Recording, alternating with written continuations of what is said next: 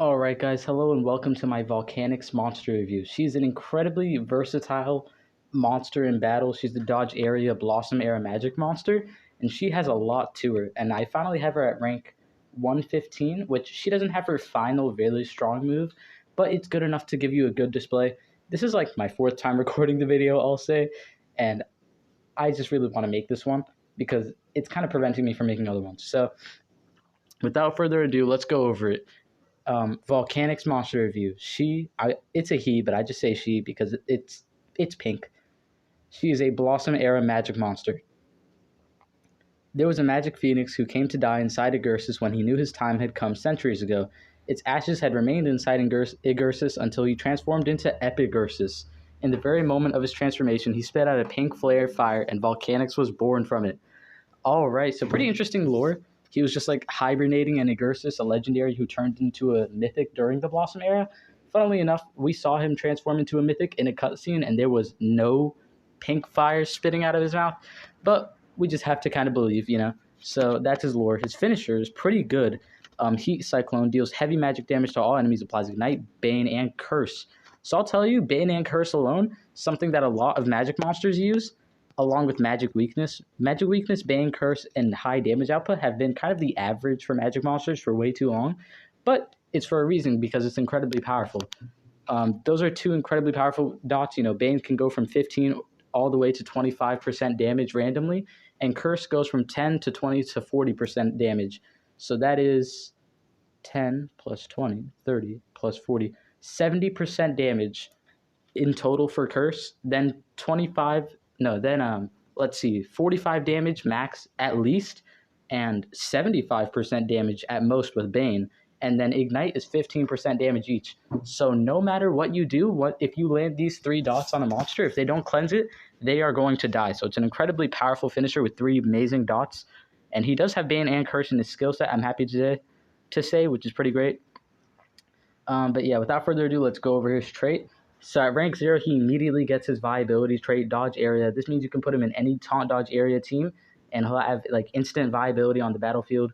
No area attacks will get to him. Behind Dodge Area, there is now a lot of cold blood monsters going around because they've been giving them away in Bounty Hunt a lot.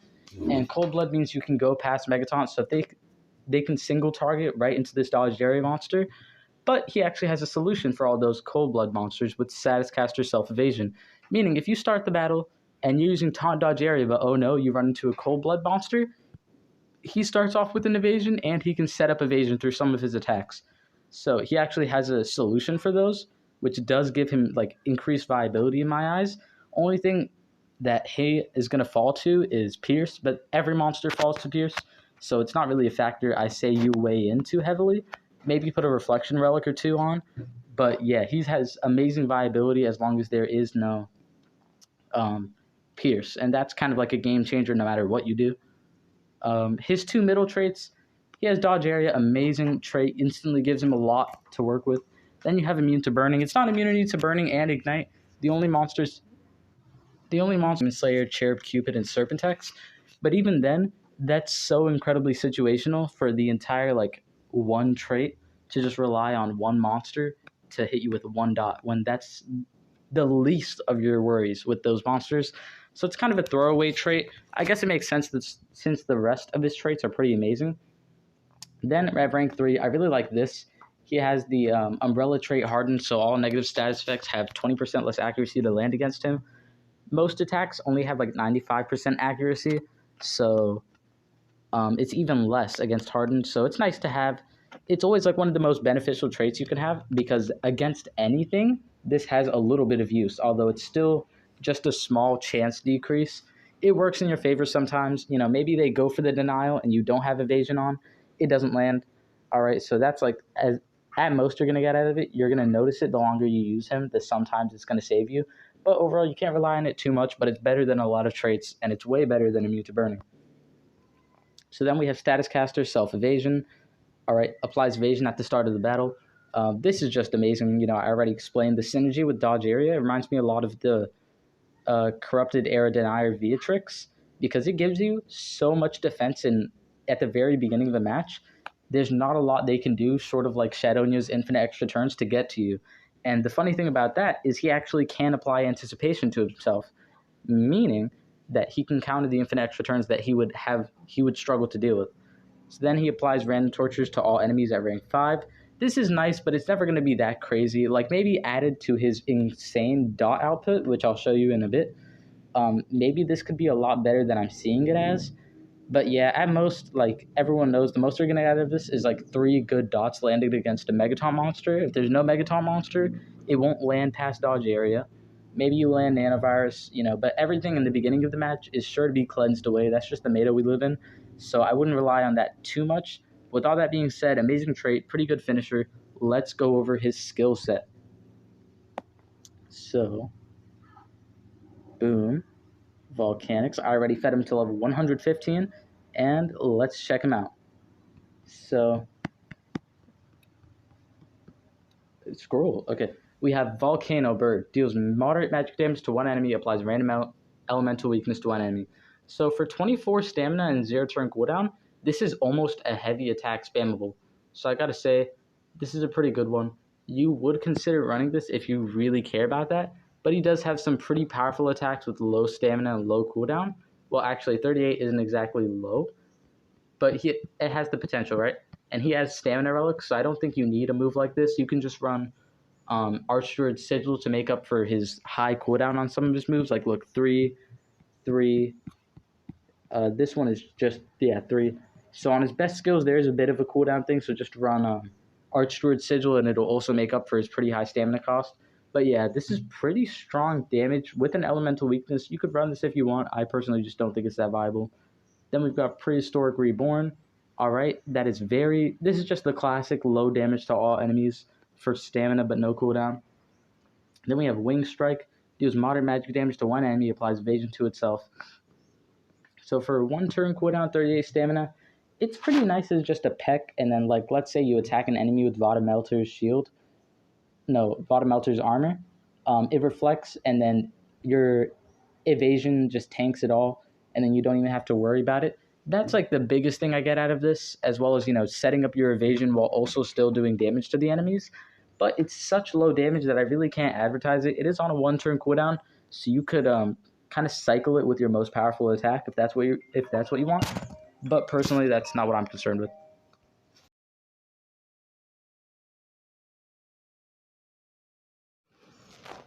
All right, and then we have these 2 skills, which I'm just going to compare side by side so that you know why you're going to use Fly High instead. You have Fiery Flight, applies evasion and damage boost to itself 3 turns, so it's like a slight damage increase for 42 stamina and 2 turn cooldown. But then for Fly High, Fiery Flight, Fly High. Okay, it's weird how they're both different words, but I thought they were like the same thing. For less stamina but 1 turn more of cooldown, you have the choice between evasion and anticipation or evasion and damage boost. Now, if you just want to do spammable evasion, you could do Fiery Flight, and then, every 3rd turn you wouldn't have it. You could cycle between Fiery Flight and Wing Strike and just continue to have evasion and a protection against all the enemies. But personally, I think Fly High is the incredibly easy best pick because it offers you anticipation, a counter to all infinite extra turn monsters. He came out at a weird time in the Blossom era where they were giving every monster anticipation.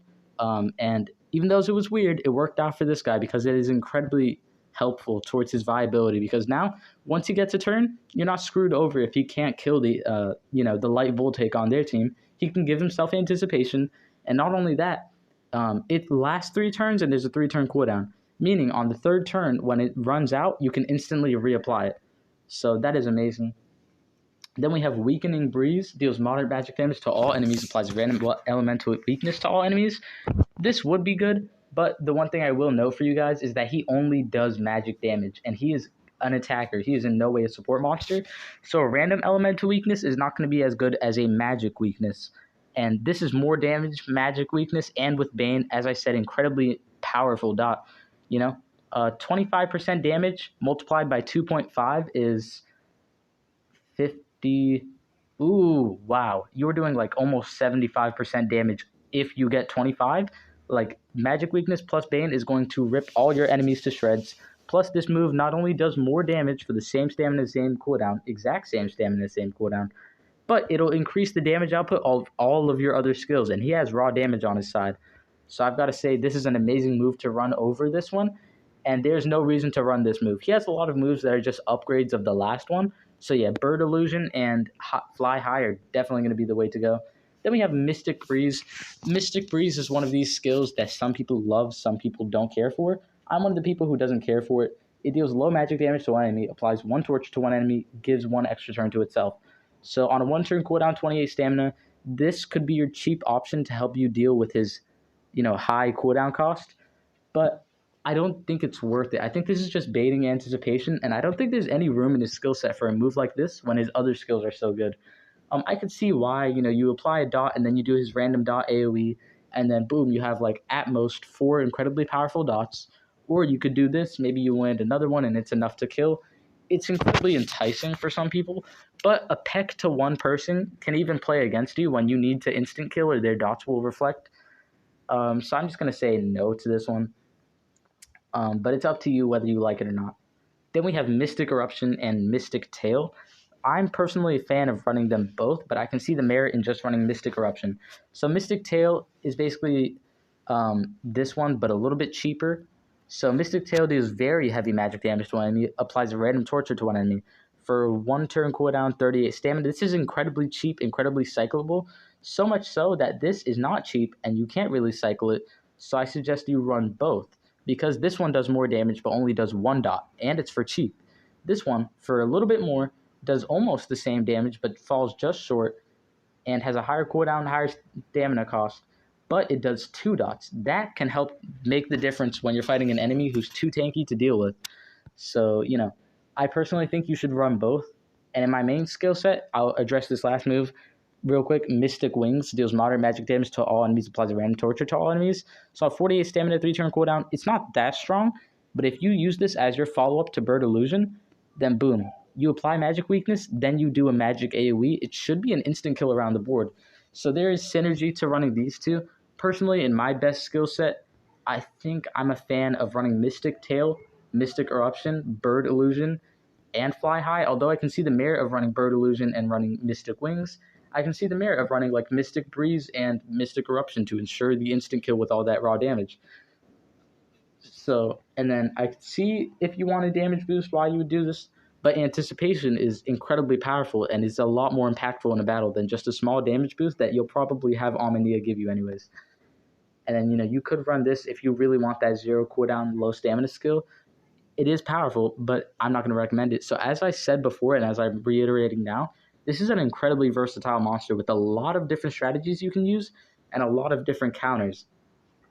His trait is really viable, and of course, his relic slots are amazing. I'd say Slumster's Trap and Shadownia's Essence, so that once you kill a monster, this triggers and they stay dead, and then Slumster's Trap, just to make sure you always have stamina on your side. I already have my team picked out. I'm just going to swap you out for Volcanyx. I'm using an all Blossom era team, funnily enough. This is not on purpose, but I'm not mad about it. So boom, I'm going to switch it. Blossom era, Volcanyx. I'm going to set on 2 pieces of armor on you. All right, boom, boom. And without further ado, let's get into PvP.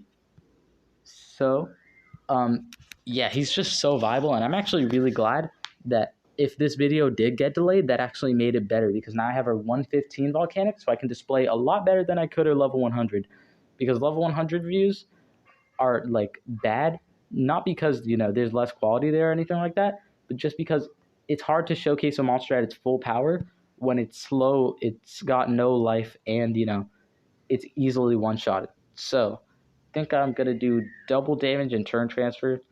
I'm going to see if this has the potential to instant kill. So turn transfer. All right.